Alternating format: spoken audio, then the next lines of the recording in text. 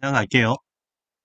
일단 저희가 실제로 기능 구현한 이제 것들을 설명을 먼저 드릴 건데 그 전에 저희가 어떻게 요 프로젝트를 진행하고 진행할지에 대한 것들을 저희가 지라 소프트 그리고 지라에 있는 컨퍼런스라는 이제 회의록을 적을 수 있는 요 기능들이 있는 요 툴을 조금 이용을 했어요.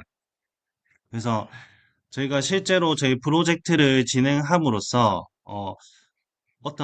어떤 걸 개발해야 되겠다는 것들을 먼저 뽑아야 되겠죠. 그래서 그 단계를 프로젝트 회의를 진행을 통해서 일단 저희 팀원들과 얘기를 하면서 어떤 걸 해야 되겠다. 그런 프로젝트 백로그들을 조금 뽑았어요. 그래서 뭐 견적 제가 요 물류 쪽이 총 4개의 서비스로 나뉘어지는데, 그중에서 이제 영업 쪽, 그냥 하나의 서비스만 예로 들어서 설명을 조금 드릴 거거든요.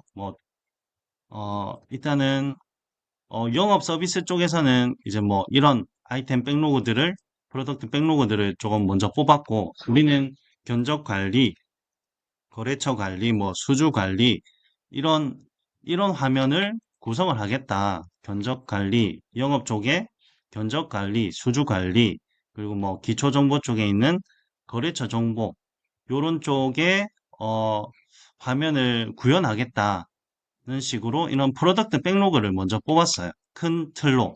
그리고 그 안에, 실제로 물류 영업 면은 그 안에서 뭐 수주 관리나 뭐 견적 관리, 거래처 관리 이런 식으로 저희가 2주 단위로 스프린트 단위로 일단은 잘라서 저희가 개발을 진행을 했거든요. 그래서 총 6주간의 스프린트 기간을 통해서 이제 저희가 최종적으로 구현한 내용을 설명을 드릴 건데 일단은 제가 이런 식으로 했어요. 처음에 이제 프로젝트를 회의를 진행을 하고 그 스프린트 계획을 짜면서 그 스프린트 계획에 따라서 그 하위에 있는 스프린트 백로그들을 어떤 걸 구현을 하겠다. 그래서 뭐 예를 들면 뭐 거래처였다면 거래처에서 크루드 기능을 구현을 하겠다. 그리고 뭐 납품이면 이런 식으로 이건 지금 이미 구현이 어,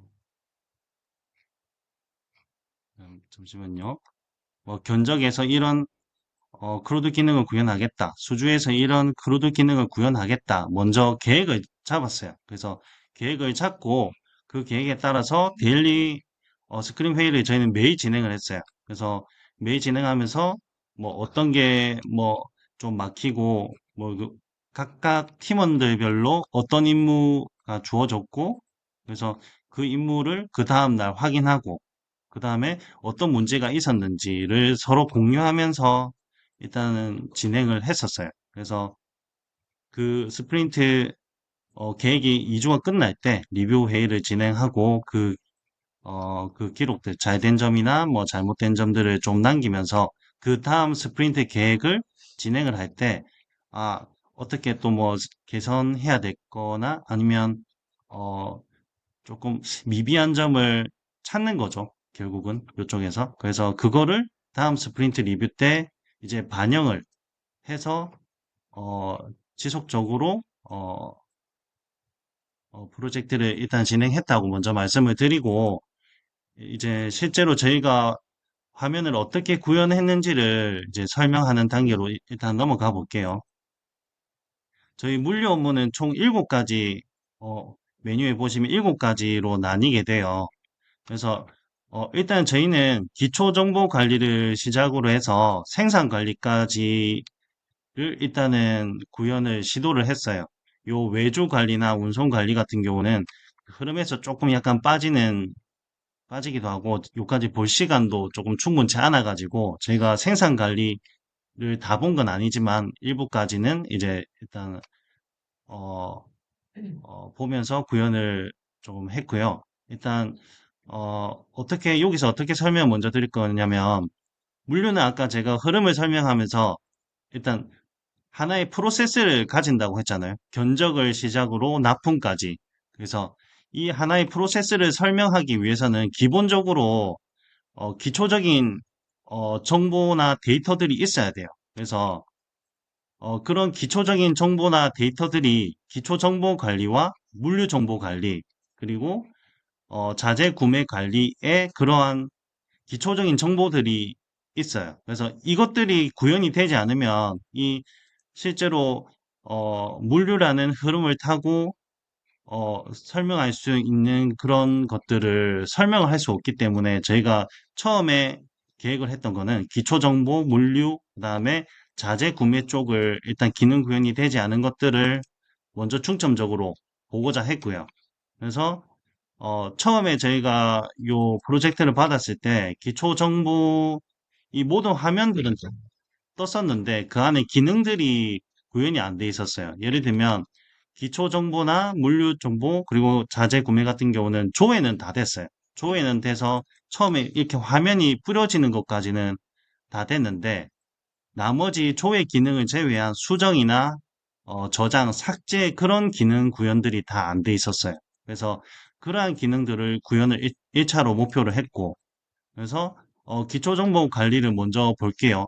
왜냐면 요 제가 제조 회사 관점으로 먼저 업무를 설명했는데 현재 저희 이렇게 구현된 것도 제조 회사 관점에서 이 화면이 개발된 거기 때문에 일단 기초 정보부터 보고 여기는 조회 기능만 있으면 됩니다. 어떤 회사, 뭐 세계전자라는 회사가 있고 법인이죠. 뭐 사업자 번호나 법인 번호, 그 대표자는 누군지 정말 그 회사에 대한 간단한 정보들이 담겨져 있는 그 페이지고요. 요거는 저희가 구현한 게 없고 어, 회사 내에 세계전자라는 회사 같은 경우는 여러 가지 사업장을 가질 수 있잖아요. 그래서 그 사업장 정보를 이제 추가할 수 있는 화면이라고 보시면 돼요. 뭐 조금 큰 회사들은 본사가 있고 뭐 지점이 있겠죠. 제가 일단 울산 지점이라고 하나 넣어놨는데 저희가 여기서 중요한 거는 사업장 번호를 일단은 사업장 하나 추가를 하는 거를 보여드릴 건데 사업장 등록번호, 그다음 뭐 법인 등록번호 넣고 사업장 뭐 예를 들면 이렇게 되겠죠. 뭐 세계전자의 뭐 사천 지점이다. 이런 식으로 넣고 대표자는 홍길동이고 업태는 그냥 아무렇게나 넣을게요. 그리고 주소는 뭐 주소도 아무렇게나 넣고 그리고 전화번호는 뭐 이런 식으로 넣겠죠. 팩스 번호 넣고 그리고 회사 설립일이 언젠지 그리고 뭐 개업일이 언젠지 폐업을 했는지 여부. 왜냐면 시점별로 폐업 여부를 선택할 수 있게끔 만들었고, 그리고 본사는 있겠죠? 그래서 사업자 등록을 하게 되면 요 뒤에 보시는 것처럼 이 그리드에 제가 추가한 정보가 추가가 되죠. 그래서 제가 추가한 정보들이 맞는지 확인을 하고 저장을 해주면 저장되었다고 뜨죠? 그래서 이렇게 기능을 구현했고, 제가 잘못했을 수도 있기 때문에 삭제 기능까지 구현을 일단 이렇게 했고요. 그리고 부서 정보로 가면 요 사업장별로 요거는 삭제 저장을 안 눌렀네요. 그 부서 정보에서 저희 사업장별로 어떤 부서들이 그러니까 뭐 품질팀, 총무팀, 뭐 인사팀 그 기술팀, 뭐 영업팀 이런 식으로 각각의 부서들이 존재할 건데 그 부서들을 이제 조회하고 그 어, 부서의 정보를 추가할 수 있는 그런 탭이라고 보시면 돼요. 그래서 전체 부서를 조회할 수도 있고 아니면은 사업장별로 여기서 사업장이라면 이제 본점이냐 아니면 뭐 울산 지점이냐 각각의 지점별로 이렇게 선택을 해서 부서를 조회할 수 있어요. 그리고 정보 추가 같은 경우는 이렇게 넣을 수 있겠죠? 제가 기술팀이라고 넣겠습니다. 그리고 뭐 부서 신설일은 뭐 이런 식으로 넣을 수 있겠죠? 이렇게 놓고 일괄 저장을 누르게 되면 저장이 되었다고 뜨죠? 그리고 제가 잘못 넣었을 경우에도 이렇게 삭제를 할 수 있어요. 제가 저장을 안 눌러서 그런데 어, 잠시만요.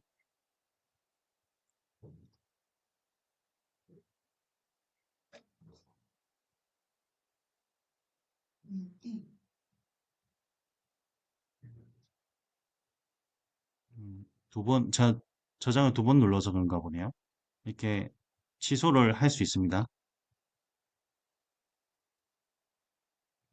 네, 이런 식으로 취소를 할 수 있고, 그리고, 거래처 정보 같은 경우는, 저희 요 세계전자라는 회사에서 어느 업체와 이제 거래를 하는지에 대한 정보들을 넣을 수 있는 그런 화면이라고 보시면 돼요. 그래서 일반 거래처 같은 경우는 어떤 원자재 같은 경우, 원자재를 저희가 이제 구매하는 부서에서 일단 보통 쓰겠죠. 뭐, 그거나 아니면 우리 제품을 구매하는 회사들, 그런 거래처 정보들이 이런 식으로 들어가 있어요. 그래서, 자, 요것도 추가가 원래 구현이 안 돼 있었거든요. 그래서 이런 식으로, 데이터를 대충 넣겠습니다.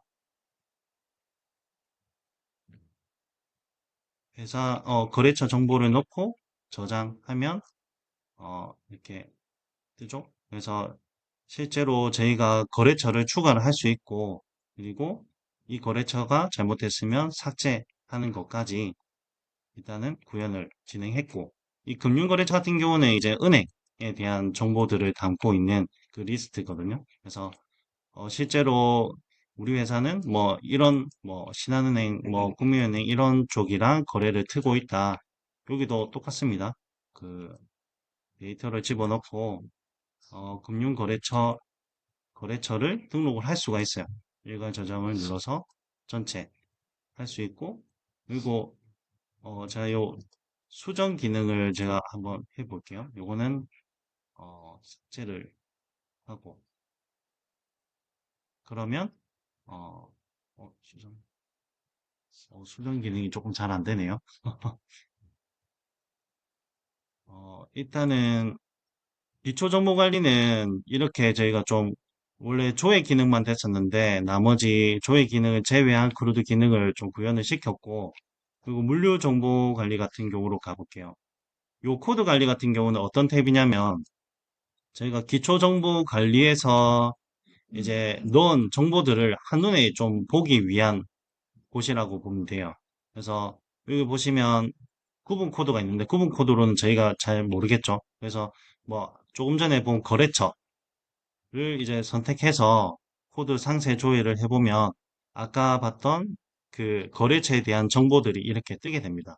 그리고 뭐 금융거래처 조회하면 이런 식으로 뜨고, 그리고 뭐 아까 사업장 이런 식으로 뭐 본사랑 그리고 각 울산 지점에 대한 정보들이 뜨게 되겠죠. 그래서 한눈에 쉽게 볼 수 있기 위한 화면이라고 보시면 되고, 이 화면은 이제 이미 기능 구현이 돼 있는 상태였기 때문에 추가로 하진 않았어요. 그리고 품목 관리로 가면 이쪽에서는 이제 조회 기능은 됐었고, 나머지 요 품목 부분에 따른 그 상세 조회나 그리고 상세 어, 그 조회에서 추가하는 내용, 뭐 코드를 쓰고 구분해 주죠. 그리고 손실률을 계산해 주고 소요일은 뭐 며칠이 되고 표준 단가도 어, 넣어주고 이렇게 저장을 할 수 있어요. 그래서 여기도 저장을 해주면 저장이 됐습니다. 그리고 어, 추가를 할 경우에는 이렇게 삭제를 해주시면 되고요. 그 다음에 창고 관리 같은 경우는 그 각 시점별로 물류 창고를 가지고 있을 수 있기 때문에 그런 화면이라고 좀 봐주시면 되고, 여기도 이제 처음에 이제 조회 기능만 있었어요. 저희 실제 DB에서 이제 그 데이터 값만 넣어놓고 그냥 그거를 가지고 와서 화면에 뿌려주는 그 조회 기능밖에 없어가지고 저희가 창고를 추가하는 기능을 새로 넣었거든요. 그래서 여기 보시면 이거는 뭐 사천 창고라고 할게요. 이렇게 사천 창고를 넣을 수 있고, 그리고 한 번만 렌더링을 다시 할게요. 완벽하게 저희가 깔끔하게 화면을 좀 만든 게 아니라서 조금 안 된 부분도 있습니다.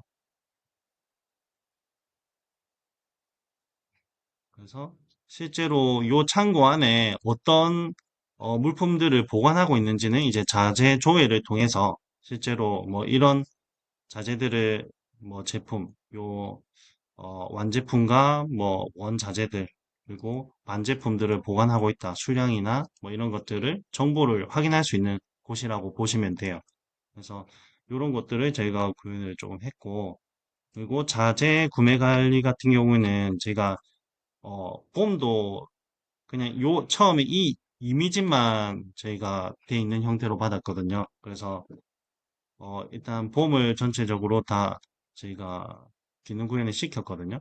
그러니까 품목이 아까 제가 물류 같은 경우는 완제품을 납품을 할 수 있고 반제품을 납품을 할 수 있어요. 예를 들면 이제 카메라 같은 경우는 카메라 앞쪽에 있는 뭐 본체, 본체랑 렌즈로 구분되잖아요. 렌즈만 따로 판매를 할 수 있고, 본체만 따로 판매할 수 있고, 아니면 이 두 개를 다 조립한 상태에서 완제품을, 납품을 할 수 있단 말이에요. 그래서, 요런 형태로 나뉘었고, 그 다음에, 품목 분류는 원재료, 그리고 보험 검색에서 정전기, 역전기는, 정전기, 역전기를 설명을 드리면, 정전기는 만약 카메라를 예시로 들면 그 카메라 완제품을 만드는데 필요한 하위 단품들의 리스트를 이제 전체 목록을 이제 완제품을 기점으로 해서 원자재까지 그 리스트를 이제 보여주는 거를 정전개라고 역전개는 이제 원재료에서부터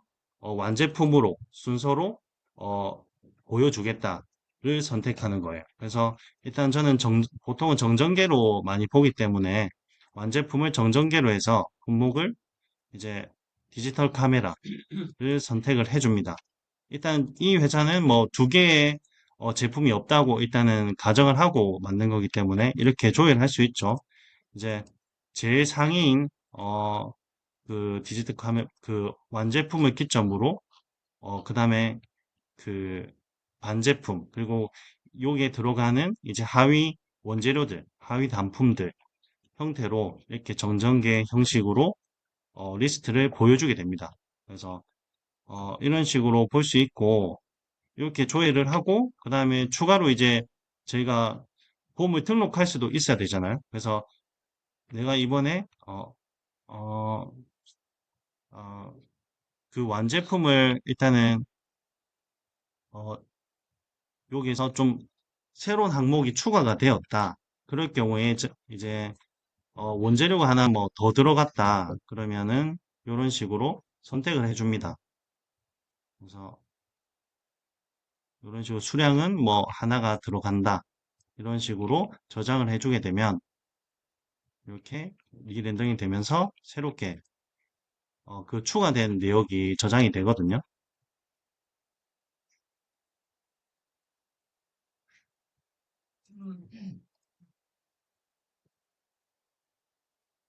네, 저 요거를 하나 추가시켰거든요. 그래서 그리고 만약 이게 필요 없을 때는 또 삭제할 수 있고 요 상태가 이제 딜리트 삭제할 수 있는 상태로 바뀐 거거든요.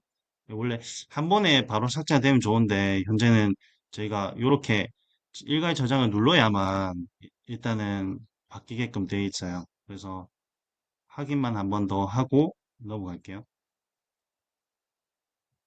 네, 원래 7개였는데 그 하나가 일단은 제거되는 것까지 요까지 자재 구매 관리에서는 보험까지 저희가 기능 구현을 했고 일단은 요 뒤쪽은 저희가 구현은 하지 못했어요.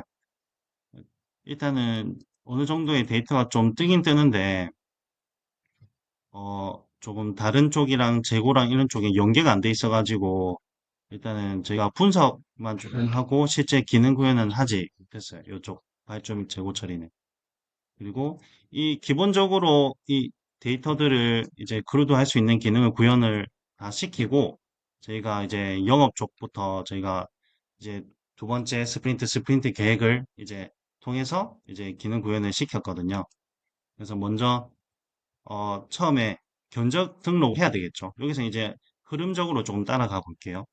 이제 견적이 들어온 거예요. 어느 회사에서 이제 신성전자라는 거래처에서 어, 견적이 들어왔는데 뭐 유효일자는 이번 달 말까지다. 견적 담당자는 홍길동이고 견적 요청자는 하길동할게요. 그리고 떤 제품을 시켰냐? 아, 나는 디지털 카메라 넘버원 완제품을 주라. 그리고 납기일은 이번 달 말까지 주라. 그리고 어, 총 필요한 수량은 20개다. 이런 식으로 그 견적서를 바탕으로 이 견적 등록을 영업팀에서 진행을 해주는 거예요. 그래서 단가는 저 이쪽에서 미리 코드 물류 정보에서 미리 저장해 놓은 데이터를 가지고 온 거예요. 그래서 수량만 넣어주면 단가와 합계가 그대로 계산이 되게끔 진행이 되어 있고 이 결과를 일괄 저장을 하게 됩니다. 그러면 견적이 등록이 되고 이 견적을 바탕으로 수주를 등록할 수 있어요. 원래 근데 이 화면에 저희가 구현했는데 저희가 소스를 좀 합치면서 좀 이 부분이 좀 기능 구현이 또 누락이 되었더라고요. 그래서 어제 좀 고쳐보려 했는데 시간이 좀 부족해가지고 요 이미지는 어, 최종적으로 못했어요. 그래서 그거 조금 감안해서 좀 봐주시고 수주 쪽에서는 이제 실제로 견적 받은 거를 신성전자였죠.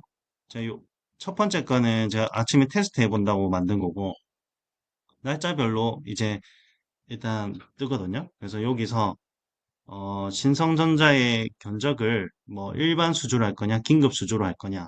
요 차이점이 뭐냐면 일반 수주 같은 경우는 제가 기본적으로 회사 내 안전 재고량이라고 해서 기본적으로 항상 어느 정도의 수량을 가지고 있어야 돼요. 그럴 때 일반 수주로 선택을 하게 되면 그 안전 재고량은 무조건 무시를 하고 어, 그 수량을 무시를 하고 일단은 납품을 시키는 거고 긴급 수주는 이거는 거래처에서 긴급하게 언제까지 넣어야 된다. 이건 뭐 만들어서 보낼 시간이 없다. 그럴 경우에 안전 재고량이 있더라도 그걸 무시하고 안전 재고량 수치를 변경을 시켜서 일단은 납품을 먼저 선진행하도록 할 때 이제 긴급 수주를 넣게 됩니다. 그래서 일단은 저희가 NPS나 뭐 생산되는 걸 봐야 되기 때문에 일단은 긴급 수주는 제외하고 수주 일반으로 해서 체크를 해서 넘어갈게요.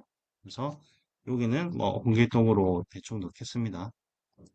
그래서 실제적으로 어, 견적이 20개가 들어왔기 때문에 요거를 수주를 등록을 진행을 합니다. 그러면 수주 번호가 이제 생성되거든요. 그래서 수주 조회에서 날짜로 검색을 조회를 할 수도 있고요. 요 신성회원 들어왔죠? 그리고 거래처 명으로 아, 우리는 날짜보다는 거래처별로 이렇게 검색을 하겠다 하면 거래처별로 이렇게 검색을 해 주셔도 돼요. 처음에 제가 받았을 때 수주 쪽도 안 돼 있었거든요. 그래서 요 거래처명으로 하는 거, 그 날짜로는 돼 있었는데 거래처명으로는 안 돼 있어가지고 요 부분도 일단 수정을 했고 이제 수주를 바탕으로 그러면 저희가 제품을 만들어야 되겠죠. 그래서 먼저 어, 만약에 재고가 있다면 먼저 선납품을 진행할 수 있잖아요. 그래서 제가 먼저 날짜로 조회를 하고 그 신성 회원이 이제 납품을 한번 진행해 볼게요.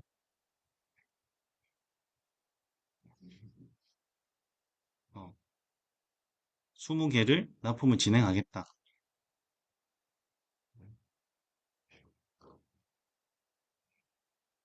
네. 그러면 이렇게 먼저 우리 재고에 있는 제품을 가지고 납품을 진행을 할 수가 있어요. 그리고 어, 만약에 제가 수주한 것 중에서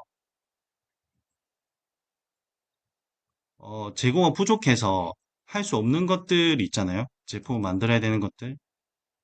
그러면 제가 아침에 만들어 놓은 거거든요. 그래서 좀 전에 제가 보여드린 거는 재고 있는 걸로 먼저 선납품을 진행을 시킨 거고, 요거는 제작을 해야 되는 거라고 이제 봐주시면 돼요. 그래서 요거를 뭐 제작 수량은 20개가 뭐 다 제작을 해야 된다. 계획일자는 오늘부로 들어가야 되고 출하 예정일은 아까 납품일이 31일이었기 때문에 최소한 한 하루 이틀 전에는 이 제품이 다 만들어져야 된다. 출하 예정일을 그렇게 좀 설정을 하시고 NPS 등록을 진행을 하시면 돼요. 그러면 NPS 등록이라는 게 생산 계획을 이제 잡는 거라고 했잖아요. 그래서 오늘부터 그 출하 예정 29일까지의 그 생산 계획을 일단은 잡는 데 성공했다는 그런 의미거든요. 그래서 요 버튼 누르면 실제로 내가 요것도 하나 제가 아침에 테스트한 거거든요. 그래서 NPS를 지금 생산을 해야 되는 것들에 대한 리스트를 뿌려주는 거예요.